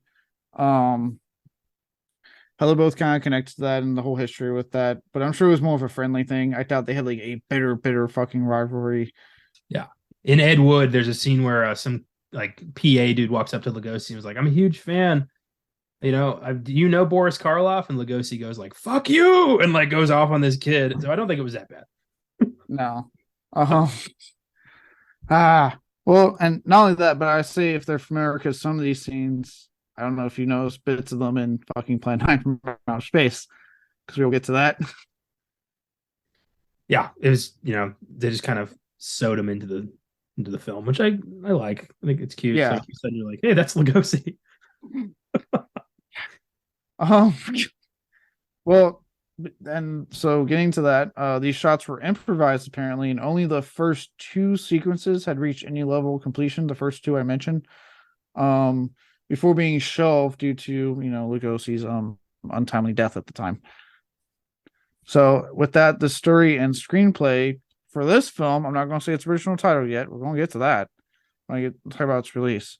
The story and screenplay for Plan 9 would be written and finalized not too long after Lugosi's death. So he didn't finish the script for this until after he passed away. So Wood, to get him into the movie, would use that said shelved footage as a means to get a known credit into his film and attracting other actors to the picture. So it was like, hey, if I do this, I can get people into it because it's Bela Lugosi. Don't worry, I'm going to get to the sweet friend thing in a minute, but it was also a little bit of a business decision. It's kind of fucked up. Nah. I'm gonna exploit my dead friend so I can get more people to see my movie. Yeah. Well, this is the thing. It would work because it got him the interest of Gregory Walcott, Vampira, obviously, among others. It would literally telling them that he was making Bela Lugosi's last movie, which he wasn't wrong technically in that regard. Again, to add the touch of sweetness, though his actions were partly driven by a desire to give his film a star name and attract the horror fans, he also meant it, and I think he was on record saying it was meant to be a loving farewell and tribute to the actor who had, like you mentioned, they had become close friends. As you said, when Lugosi was kind of having some trouble getting films, film roles in Hollywood due to reputation and whatnot, and at the time, the horror stigma, it's not like nowadays where you can actually kind of make a thriving career being a horror actor. Edward kind of came in and gave him like a second life with his films, and would, they became good friends. He usually cast him in his films and would work with them. So Yes, it was obviously a partial reason to be like, hey, let's get a star name because I'm friends with Bela Lugosi and I have this shot footage, but also like, hey, let's do this for my friend who passed away. Yeah, okay, I can see both sides of it. Just at first, it's kind of like, hey, I got Lugosi's last footage here. If I just start selling this movie as Lugosi's, the last time you'll ever see Dracula, then I can sell this fucker. It sounds like that at first, but yeah, I get it. They were close, and he's like, Bella would want me to do this. Yeah, and coincidentally, um, there was further footage that would have shot of Lugosi at some unspecified pre 1956 date that was actually meant to be the basis for a second film. And in this case, because it's that's a posthumous film, so he even had intentions to be like, "Hey, let me, I have enough footage that we shot for his death. I can make, posthumous. There you go, a posthumous film for my buddy. That was supposed to be titled Ghouls of the Moon. Well, we never got that film because due to shooting on old volatile nitrate film stock, the same thing that would burn very easily and why we've lost so many films from that era and earlier. Um, it had dissolved into a toxic smelling sludge by the time Wood returned to use it in the summer of 1959. So it would be obviously abandoned. There goes Plan 10 from outer space. Yeah, it sucks how much footage we've lost over the years because of, improper storage of films and just, how volatile the stock was. That hurts, There's hundreds of films out there we'll never get to see because they're lost to time. Yeah, and in this case, like regardless of how the quality of that film would come out, like it kind of sucks. I do feel bad for Edwin on that one because like that was like, hey, I have enough material here to do something for my friend and give him a last film, post his death, he would want this just to come back and be like, shit, because it's sludge now. Yeah, that sucks. He could have cast Karloff in a role. I'm sure he was looking for work at the time. No. All right. Now for the release and whatnot. That's about as much as I could find. If you want to know any more as far as like good like production stuff outside of what I was using my sources, there is a Plan 9 from Outer Space like companion book that goes into a lot of depth. Hopefully it's available on Amazon. I don't know if that book's out of print, but that's where they were pulling a lot of information from. And then yes, it's a traumatization, it's a movie, so obviously things won't always be exactly 100% correct. But the Ed Wood film directed by Tim Burton will also cover a lot of ground. True.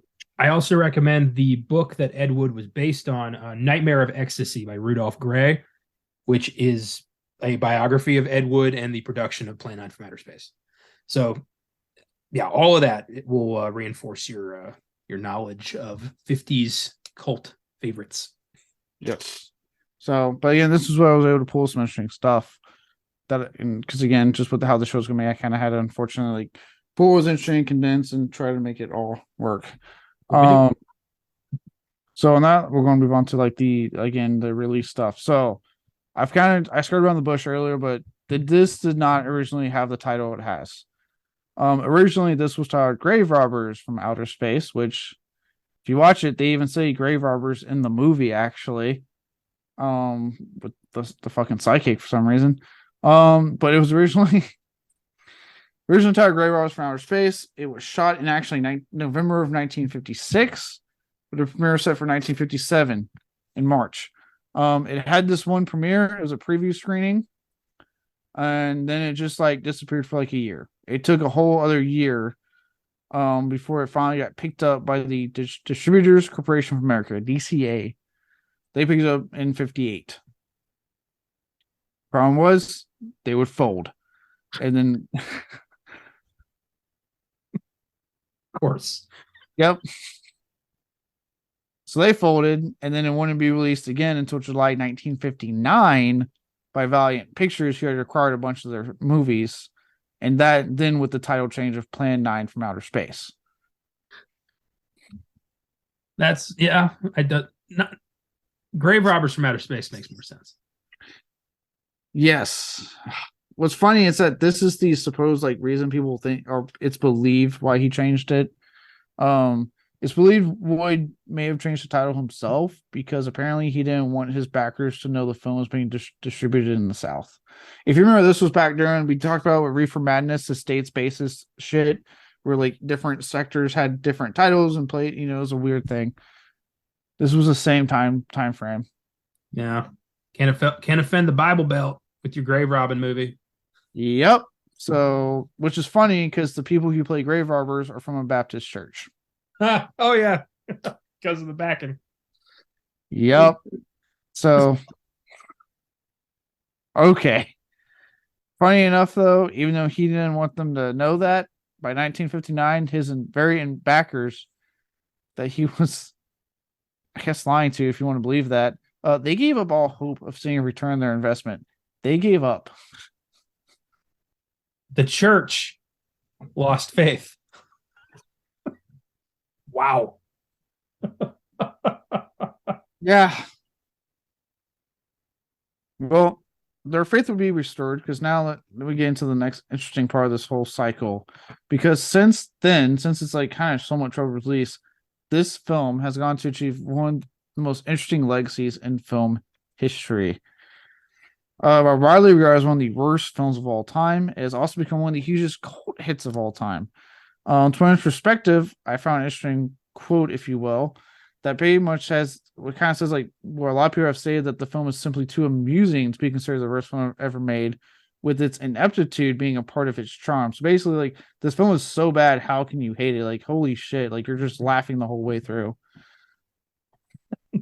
That's that's like saying, like, don't make fun of him. He's trying. Like he's 5 years old. Yes. That's great. Like yeah, and it just looks stupid. It's not really stupid. That's beautiful. yeah, so it, and this is the funny thing. That's just audiences. That's not discount, not even accounting for the main times it's been referenced in various forms of entertainment, like music, books, video games, other movies. The Misfits. I'm pretty sure they either have a song or Glenn, Danzig has a studio called Plan 9. Like this shit has been referenced to death.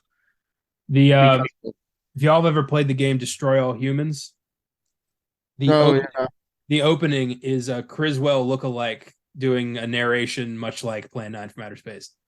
So now I finally get that reference. Yeah.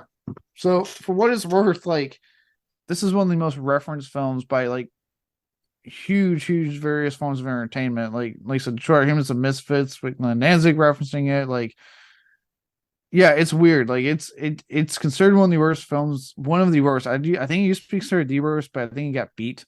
But it's like top 5 for a lot of people. But it because of its like ineptitude, it's like it's hard for people to like look away. They're like, well, it's entertaining in a weird way, and because of that, it's lived on. It's had a legacy, and in a weird way, for many Ed Wood fans, they do consider it to be his best and most entertaining work. It really says something about the rest of his work. Well, to me, I think it says, we hold certain filmmakers to higher standards than we do others. Like when we're watching a Quentin Tarantino movie or a Steven Spielberg movie, we expect a lot. When we're watching an Ed Wood movie, I think we're just happy he didn't take, we're just happy he took the lens cap off.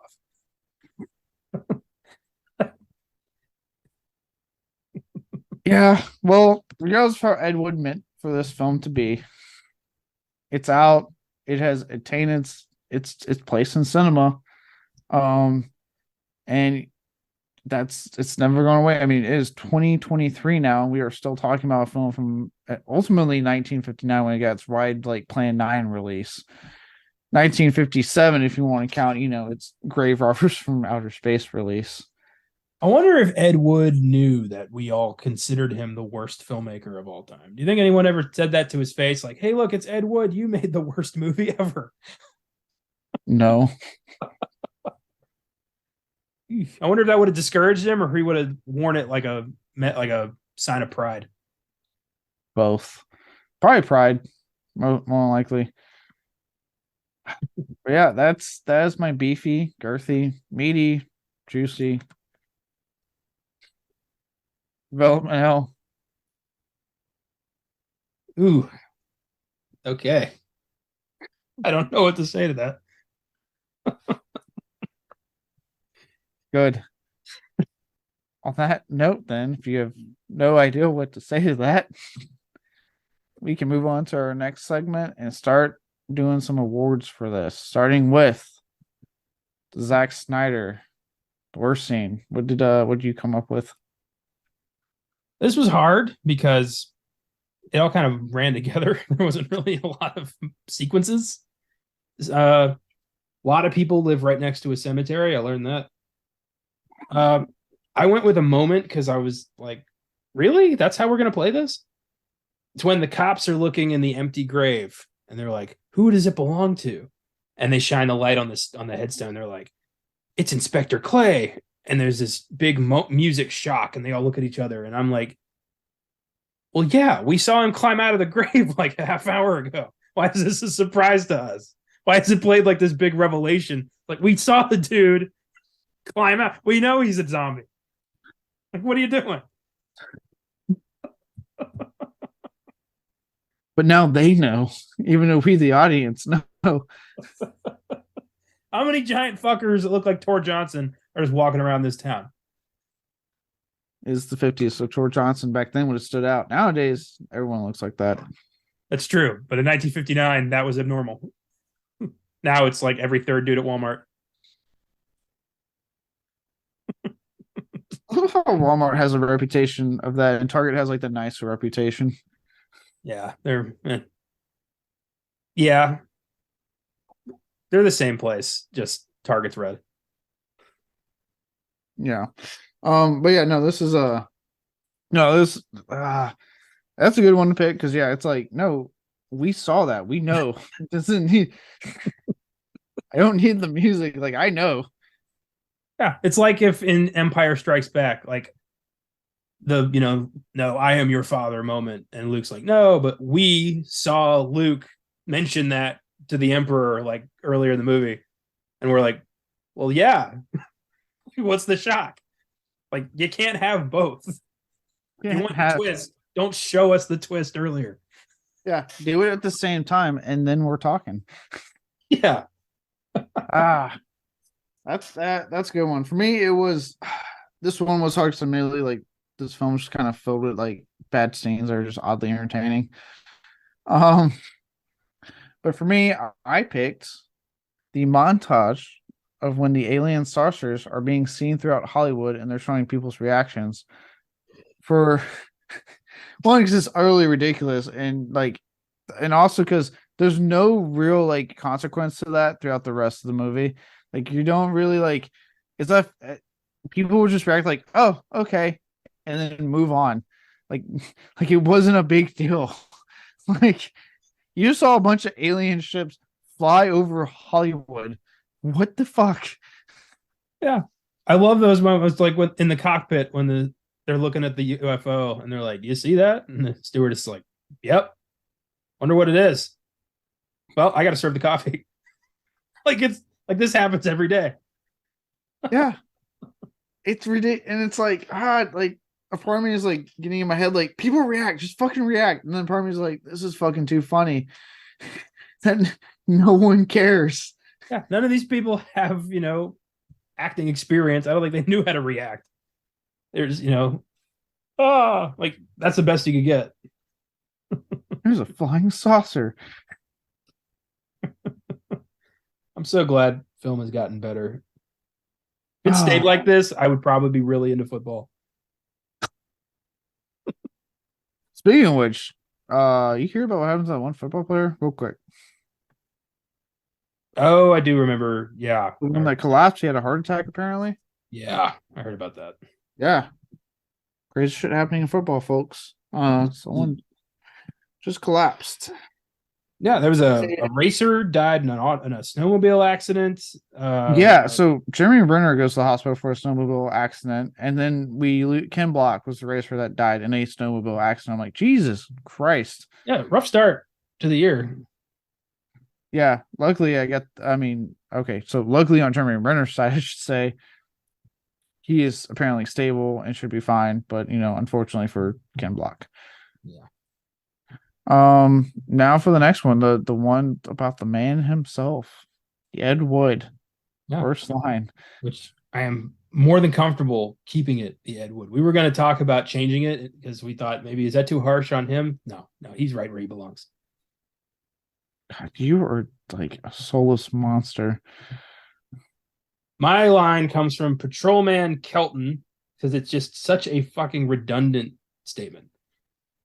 From all I've seen tonight, guns won't do any good. Clay's dead, and we buried him. How are we going to kill someone who's already dead? Dead! And yet there he stands. It's like, yeah, we get it. He's dead.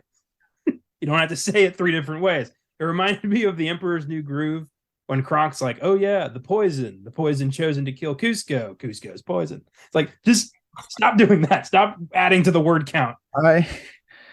I needed one more time to know if he was there or not. Because after I was like, is he? Undead, walking among us, for there he goes, walking as if alive, but he's not. He's dead. This could have been a Shakespearean sonnet.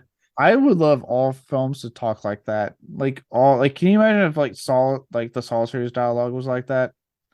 He's in a trap. I want to play a game. A game is what we shall play. Have you heard of games? I have one we will be playing tonight. Again, movies would suck if people did that every time. Oh God, it sounds entertaining in my head though. That's a good one. Yeah, it was like, okay, we get it. He's dead. You know what? Fuck it. Say it one more time. Why not? But with mine, I picked one said by the narrator, Mr. Criswell, apparently a friend of Ed Wood and a renowned psychic. Because I could have picked any line he said because this guy's dialogue fucking sucks, donkey dick, and his narration is god awful. But I picked a specific time. It's in the same scene as the montage because I could not believe this is how we're reacting in the dialogue as well. And that's when he goes, there comes a time in each man's life when he can even believe his own eyes. Well, yeah, he's seeing aliens. He's seeing UFOs like that. No, you say that when you walk into like a donkey show by mistake. If you've been to Mexico, you know what I'm talking about. You don't say that when you're seeing fucking aliens, people. Dude, Criswell's narration. For me, nothing beats. And remember, my friend, future events such as these will affect you in the future. Like, really? I thought it would affect me in the past. It's going to affect me now in the present. Yeah, this one is silent. And then the first, as he's saying it, you have like a guy rubbing his eyes and looking up like, oh, I'm like, oh, God. Yeah, it's so fucking ridiculous. It's like they're pantomiming in a silent movie. Yeah, it's like, God damn it, I didn't.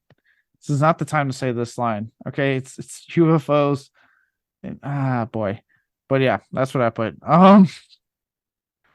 Next up, Steven Seagal, who, now that I think about it, hold on. Have we done a Michael Bay film yet on here? Yeah, we did The Island. That's right. We've done Snyder, right? We did we? I don't think we have. I think Snyder and Steven Seagal, the only two, have yet to be honored on our show. So might have to fix that at least for one of them this year. Maybe in the second half when I do the schedule for the second half of the year. But yeah, so the Steven Seagal. When you paused and were like, hold on, I thought you were finally going to tell me he's dead. Ah, damn. No, he's busy doing karate against death. Steven Seagal, the worst performance. Who'd you pick out of all these people? I had a couple people written down. I had Vampira because I'm like, just talk, lady. Can you even like walk forward without overacting? But then I went with Dudley Manlove. First off, wow, way to escape the gay porn scene with that name. And his performance is Eros, the, I guess, second in command of Plan 9. Because he's just the way. got you there, huh?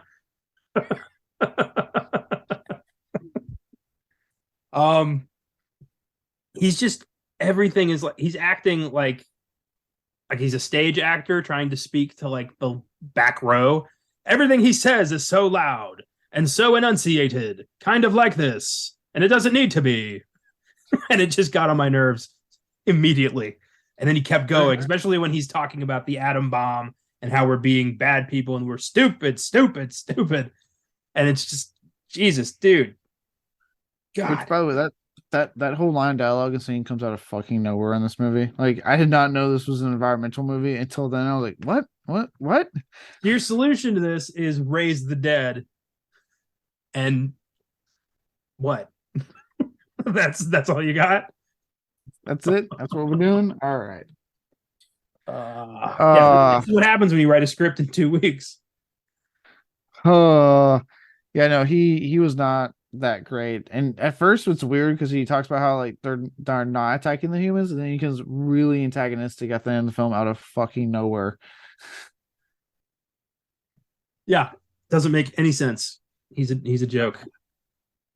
No. Yeah, I mean, yeah, he is. He's a joke. No, he's not. Yes, he is. For mine, I had a couple written down too. I did actually toy with, Vampire, and no disrespect to the dead, but I did toy with Lugosi. Then I saw what they did, and I was like, well, okay, I'm not gonna do that because that's unfair. But I went with what I found out who our lead was. Gregory Walcott, I think is how you say his last name. He's awful. Apparently he really hates this film and really hated the script, and it kind of shows in his performance because he is nonchalant about everything that's happening, about seeing the flying saucer, about telling his wife. He just tells. There's no like, I can't tell you. It would fragile your poor woman mind of the 1950s, because how the 1950s were at that time. Yeah, even in space, because we get that one line from Arrows where he's like, "In my race, women just breed; they don't think." Yeah, I'm like, oh, but like he just straight up tells his wife, or not. She's like, "What's wrong?" I saw a flying saucer. Oh, okay. Let me fucking. I didn't know we were getting ready for a whole discussion about that. Let me just fucking now have a moment to realize what you just said. No, he just tells her, and they go on about it. I'm like, what the fuck? Like, she's basically like, "Oh, that's nice, dear," and then just keeps doing what she's doing. Yeah. And they have like and then like the weird scene where like he has to go away, and she's like, well, I'll just stay home. And I gotta say, it's lonely in the bed when you're not there. And I'm like, what the fuck? We really had a horrendous view of women in the 50s. Like, holy shit, this film reinforces that wholeheartedly. I'm like, my God. Kind of wish the 1950s were actually like exactly like this. Just everyone was nonchalant about alien invasions. People just didn't react to shit. You imagine where we'd be today if human emotion just disappeared in the 1950s? It'd be weird because then like with like things like civil rights and like the women's suffrage movement, all that stuff had happened. Would any of that had happened? Because with all that, you also have a film where you have a woman that's very happy just to be a housewife, and that's it. And this film is all about it. Ugh, 50s. Ugh. I have expected her to be like, "I'll have sandwiches when you come home, boys," but that was never said. But it's heavily implied. Oh God. Yeah, it's rough. I don't get why the aliens also have to be misogynistic. Like, why can't they come from a place of higher learning where they're they are equal? No, he's like, woman, don't you think I think in this relationship? Yep. You just fly the ship and shut the fuck up. Fly the ship. Because 50, so that wasn't going to happen. But yeah, Mr. Gregory Walcott, it shows that he didn't like this script, he didn't like this movie, his performance is awful.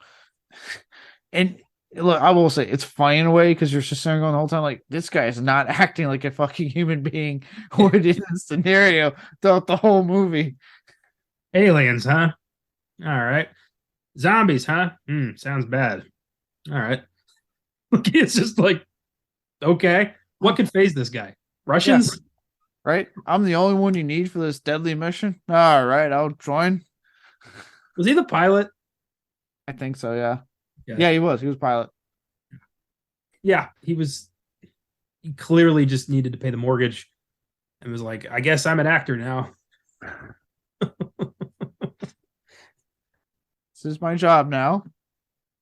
Oh, all right. But on that note, now for a real fun one, I think the worst filmmaking decision, the Michael Bay. What did you come up with? I can't wait to hear. We don't need this much narration. Damn, Criswell. the same thing. Criswell won't shut the fuck up the whole damn movie. He's like, and this is what happens when UFOs swarm the cities. It's like, just show us. Stop talking. Yeah. Well, it's that, and it's also terrible. Like the narration is awful. It really is. He was just a local, like, psychic, probably the most famous person in this movie, honestly. He went on Carson. Apparently, he accurately predicted the JFK assassination, which is pretty weird. That was weird. Yeah. He said on his IMDb, I was reading that, he said that he went on Carson and he said, JFK will not run for re-election in November 1964 or in 1964 because of something that will happen to him in November 1963. Which is that's what happened. That's weird. That's actually kind of crazy. Right? Well, But in this movie, he's just there to be like, now things happen in the future for aliens to see into your future and just do what you think might be good for the future. Like, nothing he says makes any fucking sense. no, and like everything he's saying is like literally what's happening on the screen. So it's like the worst type of narration. It's like, and he leaves his house, and he's starting to think, why would he leave his house? And did he forget maybe his wallet? And did he give his wife a good beating before he left? Like, it's again, no comment on that comment. 1950s. Watch any 1950s cinema or history. Bad time. If you want like a white straight male, good luck. He's played by Jeffrey Jones in Ed Wood, and he does the opening narration of that movie too. God, yes. He's like dare to dream like a filmmaker such as this would ever make, like, it's crazy. I love that 50s, like the way people talked in the 50s. We don't have that anymore. Like the drawl. I don't know what that's called, but I wish we got to bring that back. Yeah, right. It's only, I hope no one actually talks like that, but it's like in every movie you watch. Yeah, everyone's a newspaper man. Yeah, dude. I wish I want that in like film noir dialogue come back. I want people to be like, so what you thinking? Say, I want to watch a movie with like Tom Hardy and Mark Ruffalo where they're like, now listen here, see, he was murdered. See, we got to solve this now. See, we got to do it before the coppers come at us. We need that back. I don't know what it was or why it left, but I miss it. So good. And yeah, that oh god. Yeah, but yeah, Criswell, like, look, regardless of how great of a psychic he may have been and how good of friends he obviously was with Ed Wood, his narration dialogue is laughably bad, and it's awful to hear because it's literally just. And then he rose out of the grave and he started attacking as it's happening on the screen. You're like, yep, I get that. I'm watching it right now. Can you believe it? What's happening before your eyes? For the dead are rising. Can you see it? It's happening right there. There's the movie literally, like that movie proper opens with a funeral scene that he is talking through the whole time.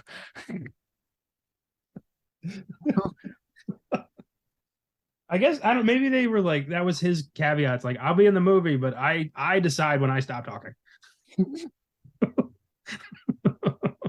You got it. Say. Yeah, I like how we synced up on that one. We're starting to sync on the show.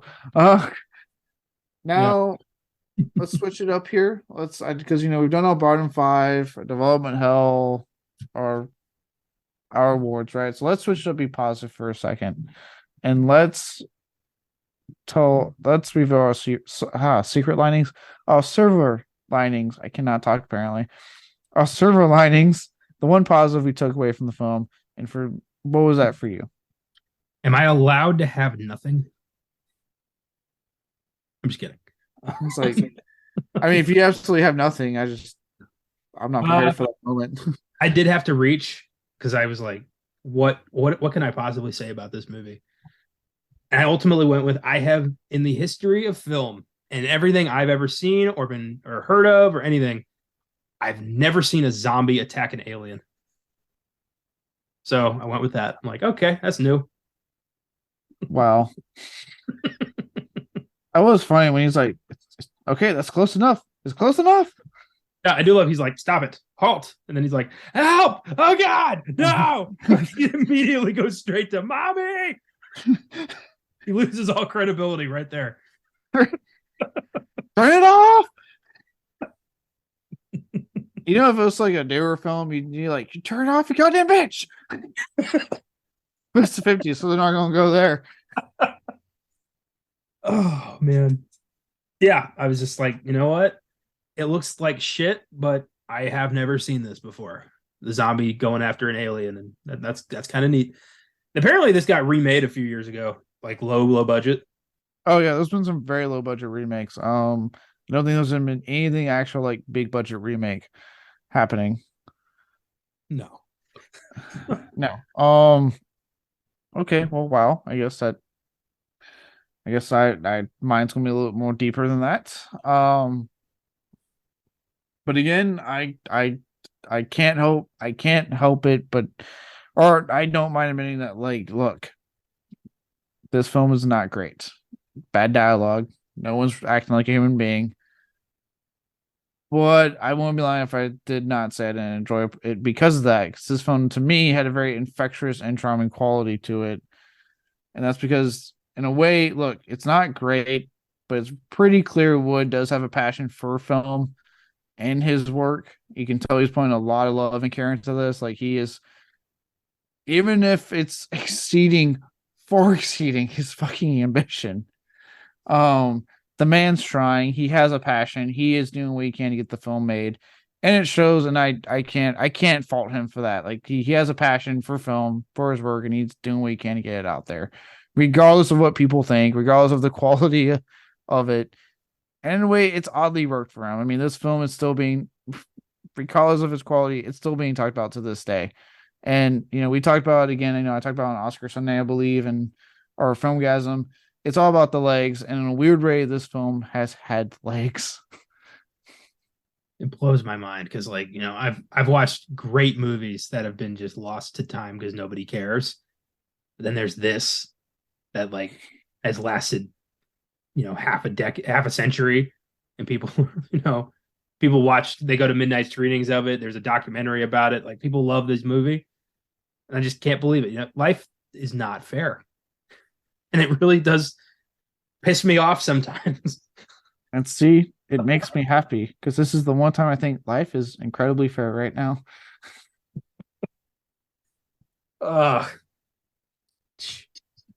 Well, I'm glad you have something here. Yeah, because I'm not a cynical bastard. That's kidding. If that's all you got, that's all I got. We can move on to the next portion of our very beefy episode of Beyond the Bat today, and go and find out what's in the box. What's in the fucking box? Give me the gun. Surprisingly, not a lot of positive reviews in Letterboxd. We got a 2.2 out of 5 here. That's kind of shocking for this one, at least. But all right. There were a couple people that were like, fuck you. If you think this is bad, this is a masterpiece, fight me. And I'm like, you need help. There's easier ways to say that. But I have 5 here that I hope will make you laugh. This first one's from Zara. Well, their plan sucked. 1 star. I agree. Whether or not you like this movie, you got to admit it's a shitty plan. It's a bad plan. I'm not gonna take that. It's a bad plan. Makes me think, were plans 1 through 8 even worse? If plan 9 is Raise the Dead, What did they leave on the table? Pandemic. Ah, ouch. This Too next one's soon? from Not too soon. this next one's from PT99. The 50s were a fucking mistake. 1 star. Jesus Christ. Look, I know. God damn. Look, I know I just made a thing about, like, obviously the misogyny, the racism. That was rampant. The homophobia. That was rampant in the 1950s. But there are good films still. Like, there's a lot of good movies at this time. Like, goddamn. This specific movie, thankfully, only has misogyny. Usually you get a hodgepodge, but in this one, it's just women who get the short end. Yeah. Usually you get the trifecta when you're watching a 50s film, but not this one. I know. It's sad that this is like one of the better ones in terms of how it treats people. This next one's from Will Sloan. Felt good to see this on 35 millimeter film at the goddamn Museum of Modern Art. And again, it's a heart. Oh yeah, you know what? Fuck yeah. It just upset me. Again, like I've seen great films that nobody knows about, but this one's being screened at the Museum of Modern Art. Yes. Good or bad, it's a film being shown on 35 millimeter at the Museum of Modern Art. I'm all about it. This next one's from One Godfella. I just love this first sentence. I'm a huge fan of space, both outer and personal. What? Oh, I just clicked. If Ed Wood could make movies, anybody can. 2 stars. I mean, yeah, that's Edward kind of proved that. Big fan of space, outer and personal. That's such a weird thing to say. Yeah, I'm like, what does the personal have to do with this movie? How are you watching this movie? And this last one's from Maddie Dum Dum. Good name. Sometimes my 5-year-old brings home drawings he made at school. Are they stunning technical accomplishments? No, but I still love them. I still proudly hang them on my fridge. This movie is kind of like that. 2.5 stars. Plan 9 from Outer Space is it's going right on the fridge of movies. I'm actually mad. Yeah. All right, those were good. I like those. Like the fan of, I really want to know the one that put, like, I'm a fan of space out in, like, what? How are you watching this? Because obviously it left a mark on you there, bud. Loves outer space, loves personal space. I watch alien movies by himself. Have a great time. Well, that's all that's in the book. We're going to close it up and we're going to wrap this episode up. Before I tell you everything that's happening on next week, let me go ahead and do the usual social media funness. You can follow us on Facebook, Twitter, and Instagram at FILMGAZM Productions. If you want to show us a recommendation, feel free to email us at filmgazm@gmail.com. And if you'd like to donate and support us in that way, you can find us on Anchor. Finally, feel free to get on our site, filmgazm.com, for reviews, shows, articles, and all of our episodes. Next week, we'll be taking a dive for the first time on Beyond the Bad into the world of romantic comedies with Failure to Launch. A McConaughey one, folks, before he really became like the actor we respect now. This is Naked Bongo McConaughey. This is not the McConaissance. This is long before that. If there's, I mean, look, I like romantic comedies more than romantic dramas, but I still hate both. So yeah, Failure to Launch on next week's episode. The first time with romantic comedies. Won't be the last. Trust me, not with that genre. On Filmgasm, we'll be taking a deep look into the once maligned but now celebrated sequel, A Nightmare on Elm Street 2, Freddy's Revenge. Should be fun. Like I said, for those who don't know, that's a sequel that's been kind of reappraised in the horror world, especially since the documentary Scream Queen, which I own, and I recommend anyone who wants some background information on it, on that movie and all that good stuff, to check out. Very good documentary. It's got Scream Queen, My Nightmare on Elm Street. Yeah. Yeah. So that's what we're doing. Nightmare 2.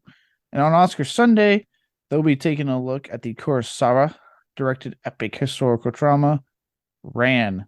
Please tell me that's how you say it. It is Ran. Yes. Okay.